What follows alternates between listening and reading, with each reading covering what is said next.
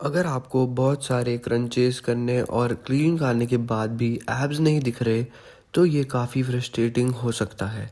एक slim waste होने के बावजूद अगर आपको एब्स नहीं दिखते या सिर्फ ऊपर के दो एब्स फेंटली दिखते हैं, तो ये कॉमन प्रॉब्लम है। लेकिन उन इश्यूज़ को ठीक करके जो आपके एब्स दिखने से रोक रहे हैं, आप जल्दी प्रोग्रेस देख सकते हैं towards a more defined mid section. सबसे ऑब्वियस इशू से शुरू करते हैं, जो है बॉडी फैट परसेंटेज। वीडियो में आगे बढ़ने से पहले इस चैनल को सब्सक्राइब करना मत भूलना और वीडियो अच्छी लगे तो इसको लाइक कर देना और बहुत ज़्यादा अच्छी लगे तो शेयर भी ज़रूर कर देना। आपके बॉडी फैट का लेवल डायरेक्टली इम्पैक्ट करेगा कि आपके एब्स कितने विजिबल हैं। अनफॉर्चुनेटली बेली एरिया वो स्पॉट है जो सबसे लास्ट में फ़ैट लूज़ करता है। आपके फेस, हैंड्स और आर्म्स के फ़ैट पहले ख़त्म होता है, स्टमक का बाद में। सॉल्यूशन ये है कि आप अपने डाइट में कंसिस्टेंट रहें और एक कैलोरी डेफिशिएट मेंटेन करें, जिसमें हेल्दी सिंगल इंग्रेडिएंट फूड्स हों इतने टाइम तक कि फ़ैट आपके सेंटर ऑफ मास के पास के एरिया से कम होना शुरू हो। चाहे आप एब्स के लिए कितनी भी मेहनत कर लें, अगर उन पे एक फ़ैट का लेयर है तो एब्स कभी नहीं दिखते। आपने शायद सुना होगा कि as a man body fat percentage 12% के नीचे ले आनी चाहिए एब्स देखने के लिए, लेकिन ये एग्जैक्ट मेजरमेंट फ्लॉड है। कुछ लोग 14% या उससे ऊपर फैट परसेंटेज पे भी एब्स देखते हैं और कुछ लोगों को और ज़्यादा फैट कट करना पड़ता है। ये इसलिए होता है क्योंकि अलग अलग बॉडीज़ का फ़ैट स्टोर करने का तरीका अलग होता है। अगर आपका बॉडी ज़्यादा फैट मिड सेक्शन में स्टोर करता है तो आपको फ़ैट और ज़्यादा कट करना पड़ेगा एज़ कम्पेयर टू समवन जो ज़्यादा फैट हिप्स के अराउंड स्टोर करता है। सोल्यूशन है अपने कैलोरीज कंसिस्टेंटली रिड्यूस करना। Healthy low calorie dense foods जैसे लीन प्रोटीन सोर्सेज, वेजिटेबल्स और फ्रूट्स खाते रहना जब तक आपका बॉडी फैट परसेंटेज इतना लो ना हो कि एब्स विजिबल हो जाए। अगर आपका डाइट सही है और आप लीन होने लगे हो, तो भी हो सकता है कि आप अपने वर्कआउट्स में गलतियां कर रहे हो जो आपके एब्स ग्रो होने से रोक रही हैं। एक बड़ी प्रॉब्लम ये होती है कि लोग अपने एब वर्कआउट में ज़्यादा वेट यूज़ नहीं करते और बस हाई रेप्स करते हैं। ये बिलीफ कि एब्स को हाई रेप्स के साथ ट्रेन करना चाहिए, इस गलत सोच से आता है कि abs primarily slow Twitch fibres dominant होते हैं और स्लो ट्विच फाइबर्स को स्टिमुलेट करने के लिए हाई रेप्स चाहिए। रिसर्च कहती है कि आप ज़्यादा मसल तब बनाते हैं जब आप रेप रेंजेस वैरी करते हैं इंस्टेड ऑफ हमेशा सेम रेप्स करने के। स्टडीज़ ये भी दिखाती हैं कि एब्डोमिनल मसल्स का प्रोफाइल 55 से 58% स्लो ट्विच फाइबर्स का होता है और बाकी almost half fast Twitch fibres का। इसी वजह से रेप रेंजेस का वेरिएशन करना काफ़ी बेनिफिशियल है। जैसे आप 6 to 10 रेप्स के लिए हैवी डिक्लाइन सेटअप्स के 4 सेट्स कर सकते हैं और उसके बाद 15 to 20 रेप्स के लिए हैंगिंग लेग रेजेस के 3 सेट्स। आप इन दोनों एक्सरसाइजेस को सुपर सेट भी कर सकते हैं। पहले हैवी सेट 6 to 10 रेप्स करें और फिर इमीडिएटली एक lighter set 15 to 20 reps complete करें। ज़्यादा वेट यूज़ ना करना और टाइम के साथ वेट लोड को प्रोग्रेसिवली इंक्रीज़ करना। अगर आप डिक्लाइन सिटअप्स पर 10 रेप्स के लिए 35 पाउंड वेट से 50 पाउंड वेट तक मूव करते हैं, तो ये शॉर्ट तरीका है अपने एब्स को ओवरलोड करने का। हाई रेप्स का इशू ये है कि लोग उन सेट्स को फेलियर तक ले जाते ही नहीं हैं। फेलियर तब पक्का होता है जब आप हर बार 10 रेप्स कंप्लीट करने के बाद वेट इंक्रीज करते हैं। अगर आप ज़्यादा रेप्स पर फोकस करते हैं तो ट्रू फेलियर को ऑब्जेक्टिवली मेजर करना मुश्किल हो जाता है। और अगर आप हाई रेप सेट्स के साथ फेलियर तक नहीं पहुंचते, तो स्टडीज़ दिखाती हैं कि हाई रेप ट्रेनिंग लो या मॉडरेट रेप्स के कंपैरिजन में कम इफ़ेक्टिव होती है। इसलिए पर्सनली मैं रिकमेंड करता हूं कि आप प्राइमरली अपने वेट लोड को टाइम के साथ इंक्रीज़ करने पर ध्यान दें और हाई रेप सुपर सेट्स को स्प्रिंकल करके जिसमें आप फर्स्ट 20 रेप्स के अंदर फेलियर तक पहुंच सके। एक और इशू जो काफ़ी लोग फेस करते हैं वो है ये सोचना कि कंपाउंड एक्सरसाइजेज जैसे स्क्वाट्स, डेडलिफ्ट्स, ओवरहेड प्रेसेस और चिनअप्स एब्स डेवलप करते हैं। अनफॉर्चुनेटली ये सही नहीं है।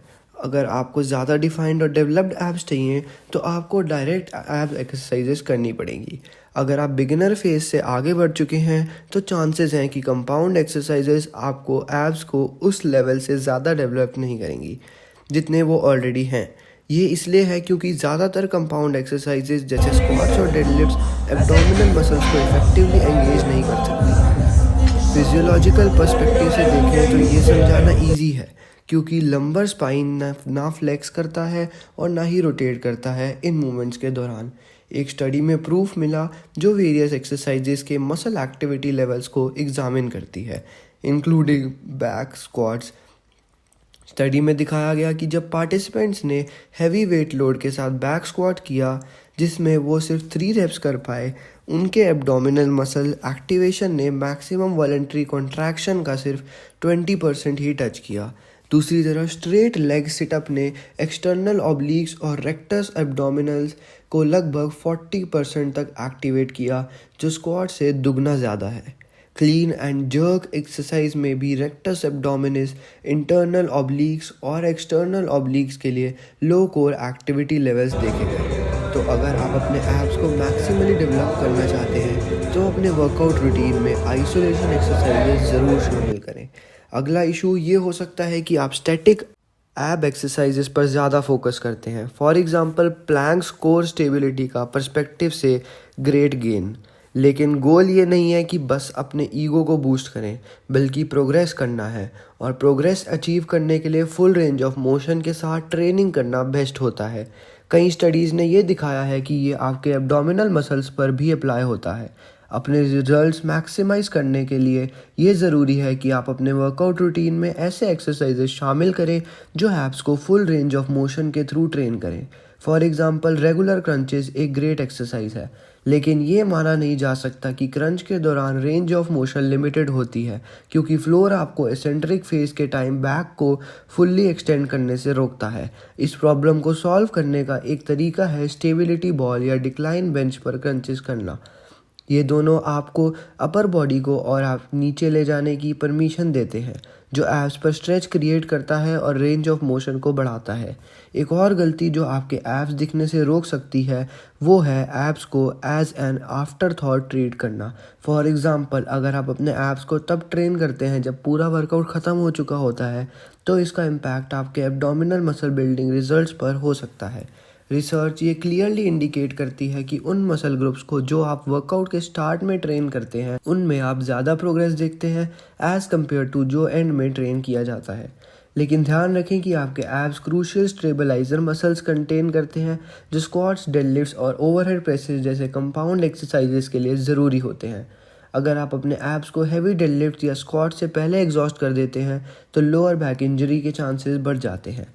इसलिए मैं रिकमेंड करता हूं कि आप एक ऐब स्पेसिफिक डे रखें या फिर अपने ऐब एक्सरसाइजेस को आर्म एक्सरसाइजेस जैसे बाइसेप्स, ट्राइसेप्स और शोल्डर के साथ कंबाइन करें। ये एक्सरसाइजेस स्पाइन के स्टेबलाइजेशन पर काम डिपेंडेंट होती हैं। लेकिन आइडली अगर आप अपने ऐब्स को अच्छे से डेवलप करना चाहते हैं तो एक स्पेसिफिक ऐब डे डेडिकेट करें जिसमें आप अपने मसल्स को टारगेट करें और प्रॉपरली ट्रेन करें। अब अगला इशू ये हो सकता है कि आप अपने वर्कआउट्स के दौरान माइंड मसल कनेक्शन यूज़ नहीं कर रहे। इसकी वजह से हिप फ्लेक्सर्स मूवमेंट को टेक ओवर कर लेते हैं, जो एक कॉमन प्रॉब्लम है। इसका सोल्यूशन ये है कि एक्सरसाइजेस परफॉर्म करते वक्त स्पेसिफिक मसल या मसल ग्रुप, इस केस में एब्स, पर फोकस करें। पॉपुलर बिलीफ के कॉन्ट्ररी माइंड मसल कनेक्शन का कंसेप्ट एक मिथ नहीं है। साइंटिफिक एविडेंस सपोर्ट करता है कि माइंड मसल कनेक्शन पर फोकस करना मसल एक्टिवेशन बढ़ाता है।